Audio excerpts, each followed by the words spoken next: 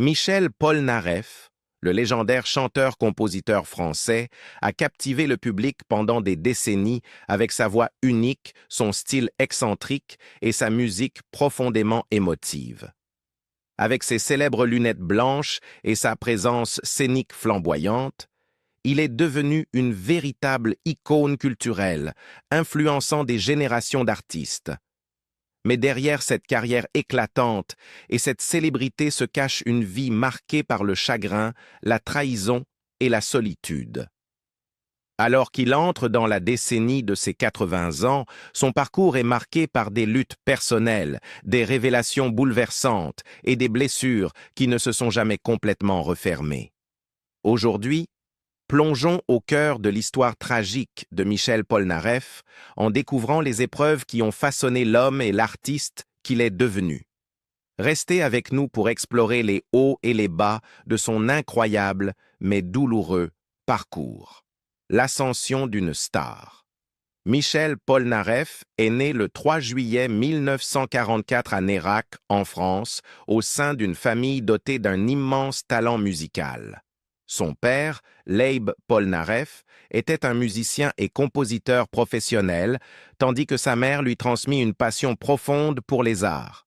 Grandissant dans un tel environnement, il n'est pas surprenant que le jeune Michel ait développé très tôt un amour inconditionnel pour la musique. Formé au piano classique, il montra rapidement des compétences exceptionnelles, mais il fut également attiré par les sons contemporains du rock et de la pop, qui émergeait dans les années 50 et 60. Adolescent, Polnareff fut influencé par une grande diversité de styles musicaux, allant des compositions classiques aux sonorités révolutionnaires des Beatles, de Bob Dylan et d'Elvis Presley. Ce mélange d'influences allait plus tard définir son style unique, une fusion de rock, de pop et de musique orchestrale qui le distinguerait de ses contemporains. Au milieu des années 1960, Michel Polnareff s'installa à Paris où il commença à se produire dans de petits clubs et cafés. Son approche musicale distincte attira rapidement l'attention de Lucien Maurice, directeur de la radio Europe 1, qui reconnut son potentiel et l'aida à lancer sa carrière. Le véritable tournant arriva en 1966 avec la sortie de La Poupée qui fait nom. Avec sa mélodie envoûtante et son rythme hypnotique, la chanson devint un succès immédiat en France et à l'étranger. Son attrait international était indéniable, et elle rencontra même un succès notable au Japon et aux États-Unis. Ce titre marqua l'émergence d'un artiste novateur, prêt à expérimenter de nouvelles sonorités et à repousser les limites de la musique française. Son single suivant, Love Me, Please Love Me, renforça encore davantage sa réputation. Cette chanson mettait en valeur sa capacité à fusionner des paroles profondément émotionnelles avec des mélodies de piano élégantes, créant ainsi une ballade puissante et inoubliable. Ce titre, ainsi que le bal des Lazes, prouva que Polnareff n'était pas un artiste éphémère, mais bien un musicien sérieux, capable de composer des morceaux intemporels. À cette époque, il se fit également remarquer pour son style extravagant. Sa chevelure bouclée, ses célèbres lunettes blanches et ses tenues de scène excentriques en firent une figure incontournable du paysage musical français. Son image visuelle devint aussi importante que sa musique, faisant de lui l'un des premiers artistes français à comprendre l'importance du branding et de l'esthétique dans l'industrie musicale. Avec l'arrivée des années 1970, la musique de Michel Polnareff continua d'évoluer. Son album Polnareffs, sorti en 1971, fut une œuvre révolutionnaire qui révéla toute l'étendue de son talent musical. Des titres comme Holidays et On ira tous au paradis devinrent instantanément des classiques. Grâce à des arrangements orchestraux somptueux et des paroles poétiques, l'album s'imposa comme une véritable leçon de narration musicale. Ses performances scéniques durant cette période étaient spectaculaires. Polnareff considérait ses concerts comme de véritables productions théâtrales, intégrant des décors élaborés et des costumes saisissants. Véritable showman, il captivait son public autant par sa voix que par sa mise en scène. Contrairement à de nombreux artistes de l'époque qui se concentraient uniquement sur leur performance vocale, il comprit l'importance de créer une expérience immersive pour ses spectateurs. L'un des moments les plus marquants de sa carrière eut lieu en 1972, lorsqu'il donna une série de concerts à guichet fermé à l'Olympia de Paris, l'une des salles les plus prestigieuses de France. Ces spectacles consolidèrent sa réputation comme l'un des artistes les plus influents du pays. Tout au long de la décennie, il continua de repousser les limites de la musique pop française, intégrant des éléments de rock progressif, de musique électronique et même de jazz dans ses compositions. Son audace et sa volonté constante d'innover lui permirent de rester à la pointe de l'industrie musicale, même lorsque les tendances évoluaient. Michel Polnareff n'était pas seulement une star nationale, sa musique résonnait auprès d'un public mondial. Au Japon, il acquit un véritable statut culte, ses fans adoptant pleinement son style et son son unique. Il effectua de nombreuses tournées dans le pays, où ses albums se vendaient exceptionnellement bien. Son succès au Japon témoignait de son attrait universel et de sa capacité à toucher les cœurs au-delà des barrières linguistiques. Son ambition l'amena également à explorer la scène musicale américaine.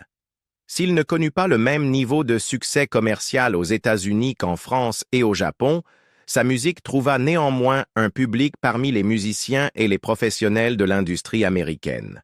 Il enregistra plusieurs titres en anglais et collabora avec des producteurs de renom à Los Angeles, élargissant ainsi encore davantage son horizon artistique.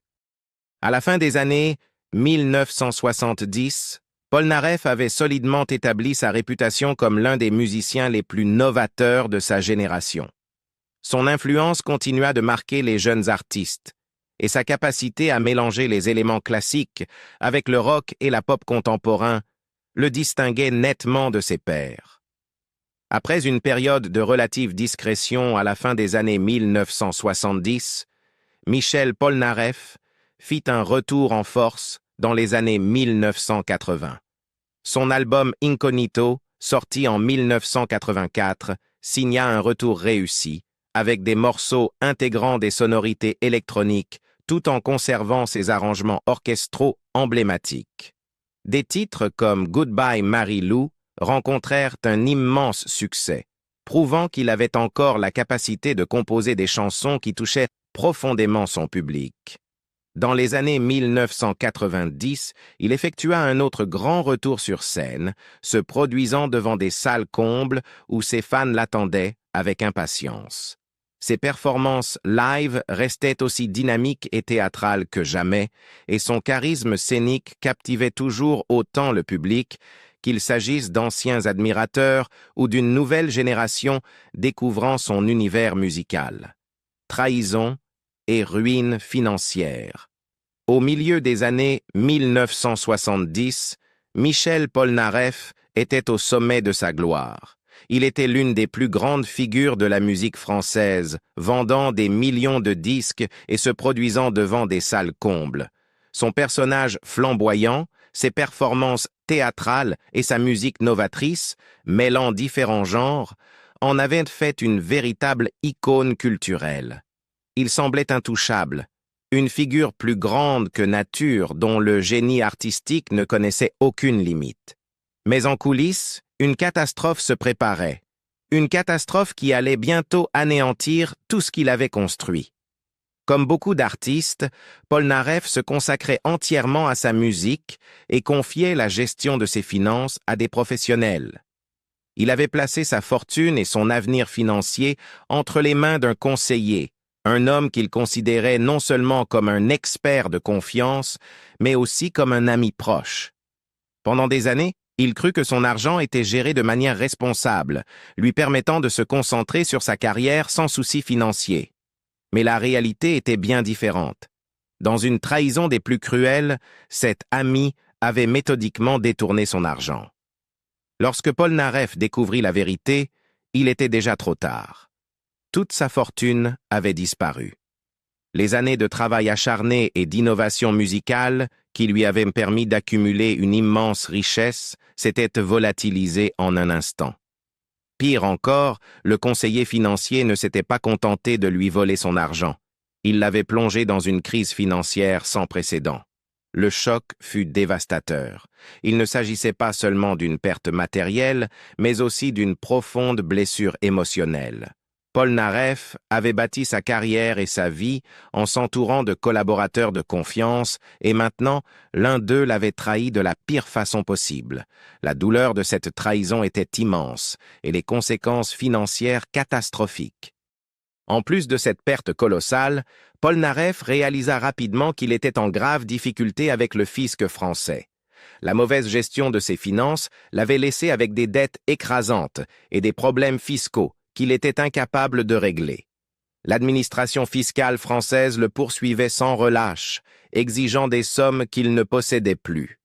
Face à l'impasse, il dut prendre une décision déchirante, quitter la France. Contraint à l'exil, il s'installa à Los Angeles. Mais ce départ n'était pas une simple parenthèse. Il marqua le début d'une longue période d'isolement, loin du pays qu'il avait autrefois célébré. L'adaptation à cette nouvelle vie fut extrêmement difficile. En France, Polnareff était une superstar, une légende dont le nom était synonyme d'excellence musicale. À Los Angeles, il devint un étranger anonyme, tentant d'échapper à son passé. Sa vie, autrefois remplie de glamour et de succès, se réduisit à une existence solitaire, loin des projecteurs. Pendant des années, il vécut dans l'ombre, évitant les apparitions publiques et se tenant à l'écart des médias. L'homme qui avait autrefois enflammé les stades se retrouva isolé dans un monde qui lui était étranger. Cet exil eut un impact dévastateur sur Polnareff, non seulement sur le plan financier, mais aussi sur le plan émotionnel et physique. La perte de sa fortune, la trahison d'un homme en qui il avait placé toute sa confiance et la séparation forcée d'avec sa patrie l'entraînèrent dans une profonde dépression. Toujours très sensible et émotif, Polnareff avait l'habitude de canaliser ses sentiments dans sa musique, mais cette fois, ses émotions se retournèrent contre lui, le consumant de l'intérieur. Sa santé physique se détériora également. Le stress causé par cette ruine financière et son désespoir émotionnel entraînèrent une série de problèmes de santé. Il prit beaucoup de poids, souffrit d'une fatigue chronique et fit face à divers troubles qui rendaient son quotidien difficile. L'artiste dynamique, autrefois connu pour son énergie débordante sur scène, se retrouva aux prises avec l'épuisement et la maladie. Durant cette période, il tenta plusieurs fois de revenir sur le devant de la scène musicale, mais ses tentatives furent en grande partie infructueuses. Il enregistra quelques morceaux en anglais, espérant percer sur le marché américain, mais sans le soutien et la reconnaissance dont il jouissait en France, ses efforts restèrent vains. Son isolement, combiné à ses problèmes de santé et son état mental fragile, rendait presque impossible tout retour triomphal. Malgré toutes ces épreuves, Polnareff ne renonça jamais complètement à la musique. Il continua d'écrire et d'enregistrer, bien que sa production soit plus limitée. Son public fidèle au Japon resta toujours présent et sa musique continua de toucher profondément ses fans les plus dévoués à travers le monde. Mais l'industrie musicale avait changé et Polnareff peinait à retrouver sa place. L'essor de nouveaux styles musicaux dans les années 1980 fit que son son, autrefois révolutionnaire, était désormais considéré comme dépassé par de nombreux professionnels du secteur. Le monde de la musique avait évolué sans lui, et Polnareff semblait être un vestige d'une époque révolue. Cependant, son talent ne s'éteignit jamais. Même dans ses moments les plus sombres, il resta un artiste dans l'âme, cherchant toujours un moyen d'exprimer ses émotions à travers la musique. Ses fans les plus loyaux ne l'abandonnèrent jamais, et les appels pour son retour sur scène se firent entendre sans relâche. Amour et désillusion. La vie amoureuse de Michel Polnareff a été aussi dramatique et intense que sa musique. Au fil des ans, il a connu de nombreuses relations, souvent avec des femmes beaucoup plus jeunes que lui, mais aucune ne semblait lui apporter le bonheur durable qu'il cherchait désespérément. Malgré sa célébrité, son succès et son talent incontestable, Polnareff s'est souvent retrouvé à lutter contre la solitude et les désillusions amoureuses. Parmi toutes ces relations, la plus marquante et la plus médiatisée fut celle qu'il entretint pendant près d'une décennie avec Daniela, une femme de 36 ans, sa cadette. Leur histoire d'amour captiva le public, en grande partie à cause de leur importante différence d'âge, mais aussi en raison de la profonde dévotion de Polnareff envers elle. Aux yeux du monde extérieur, leur amour semblait solide malgré l'écart générationnel. Pour Polnareff, Daniela représentait bien plus qu'une simple compagne. Elle était un véritable soutien émotionnel, une présence réconfortante à ses côtés dans ses années les plus fragiles. Après avoir passé une grande partie de sa vie en exil et dans l'isolement, il aspirait plus que jamais à une connexion humaine profonde. Avec elle, il crut enfin avoir trouvé une véritable compagnie. Puis, en 2010, la vie de Polnareff prit un tournant inattendu. À 66 ans, il devint père pour la première fois. L'annonce de la naissance de son fils, Volodya, fut accueillie avec enthousiasme et émotion. Pour lui, cet événement était un miracle qu'il n'avait jamais cru possible. Il assista à l'accouchement, coupa lui-même le cordon ombilical et se sentit submergé par un sentiment de renouveau et de responsabilité. Après des années à lutter contre la solitude et les épreuves, il voyait cette naissance comme une seconde chance, une opportunité de bâtir enfin une famille à lui. Mais à peine 2 mois plus tard, son monde s'effondra. Un test ADN de routine révéla une vérité accablante. Polnareff n'était pas le père biologique de Volodya. L'enfant avait été conçu grâce à un don de sperme, un secret qui lui avait été caché. Le choc fut brutal. Il se sentit trahi, humilié et anéanti. Pour un homme qui avait déjà connu tant de trahisons, tant sur le plan personnel que financier, celle-ci fut sans doute la plus déchirante. Ce n'était pas seulement une tromperie, mais la destruction d'un rêve qu'il avait embrassé de tout son cœur. Pendant des semaines, il tenta de surmonter la douleur.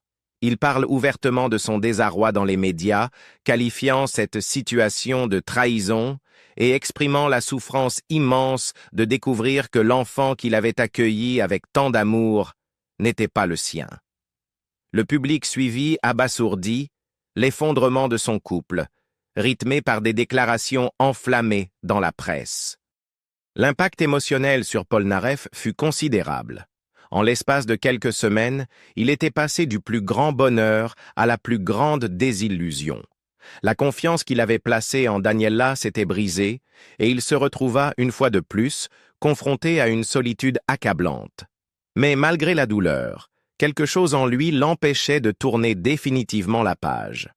Le lien qu'il avait tissé avec l'enfant, même en si peu de temps, ne pouvait être effacé d'un simple trait de plume. Au fil du temps, il prit une décision difficile mais profondément humaine. Plutôt que d'abandonner l'enfant, il choisit de l'aimer comme son fils. Le prénom du bébé fut changé de Volodya à Luka. Et malgré la blessure qu'il portait en lui, Polnareff décida de rester dans sa vie. En 2016, il alla même plus loin en l'adoptant officiellement, solidifiant ainsi leur lien sur le plan légal et émotionnel. Même si la douleur du passé ne pouvait jamais être complètement effacée, Polnareff décida de se tourner vers l'avenir. Il se consacra au bien-être de Luka, déterminé à le protéger et à lui offrir un avenir stable. Il déclara même que Luka hériterait de son patrimoine musical, scellant ainsi son engagement envers lui. Les luttes d'une star vieillissante. Bien qu'ayant trouvé une certaine stabilité dans sa vie personnelle avec Daniela et Luka, les dernières années de Michel Polnareff ont été loin d'être paisibles. Avec le temps, il a dû affronter de graves problèmes de santé, des difficultés professionnelles et la douloureuse réalité du vieillissement dans une industrie qui oublie souvent même ses plus grandes étoiles. En 2016, Polnareff a traversé une crise de santé majeure qui a failli lui coûter la vie. Hospitalisé pour une embolie pulmonaire et une insuffisance rénale, il s'est retrouvé dans un état critique. Son corps, autrefois capable de dominer la scène pendant des heures, le trahissait désormais. La nouvelle a provoqué une onde de choc parmi ses fans, qui craignaient le pire pour leur idole. Les médecins ont lutté sans relâche pour le stabiliser, et après une longue et difficile convalescence, il a réussi à s'en sortir. Mais cet épisode a laissé des séquelles profondes. C'était un rappel brutal de sa propre mortalité, une réalité qu'il avait toujours cherché à ignorer. Lui qui avait été une force inébranlable dans le monde de la musique se retrouvait désormais confronté au déclin inévitable de son corps. Malgré ces épreuves, Polnareff refusait de disparaître dans l'oubli. Même affaibli, il rêvait de retrouver la scène, de ressentir à nouveau l'énergie d'un public en délire. En 2018, il fit son grand retour avec un nouvel album, Enfin, son premier album studio en près de 30 ans. Ses fans l'accueillirent à bras ouverts, mais l'industrie musicale avait énormément changé depuis son apogée dans les années 70. Promouvoir un album en tant qu'artiste vieillissant s'avéra être un véritable combat. S'il pouvait toujours compter sur un public fidèle, la scène musicale grand public était désormais dominée par le streaming et les nouvelles générations d'artistes. L'époque où il pouvait aisément trôner en tête des classements était révolue.